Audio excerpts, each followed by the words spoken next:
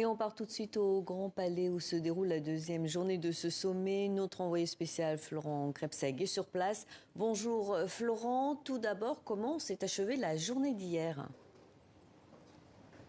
À table, bonjour Pascal, autour d'un dîner puisque nous sommes en France.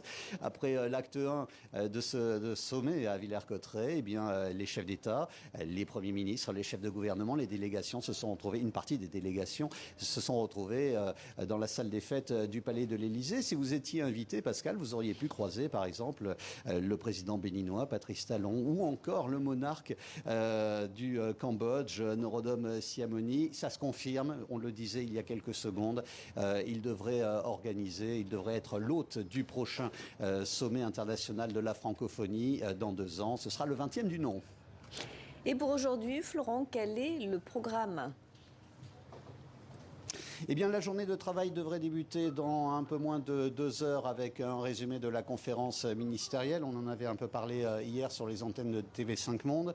Puis une séance thématique qui réunira les chefs d'État et chefs de gouvernement autour de tables rondes. La thématique, c'est créer, innover, entreprendre en français. C'est la thématique de ce sommet. C'est ce qu'il y a marqué sur l'affiche. Et à chaque table ronde, eh bien, il y a une nouveauté, l'intervention de jeunes, des innovateurs, des ingénieurs, des créateurs, des artistes, des jeunes venus du monde entier qui s'expriment donc en français et qui participeront au débat, qui pourront poser des questions, qui pourront affirmer des choses, poser sur la table des problématiques. Nous avons rencontré hier à Villers-Cotterêts l'un de ces participants. Il est haïtien, il est ingénieur, il a reçu un prix innovation d'ailleurs, et il est ravi de cette opportunité de pouvoir parler.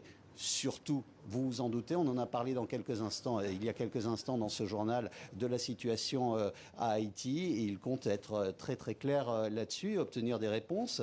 Il demande évidemment un soutien. Après ces tables rondes de direction, les huis clos et également des rencontres bilatérales avec peut-être, là aussi on en parlait il y a quelques instants, une rencontre entre les présidents de la RDC et du Rwanda.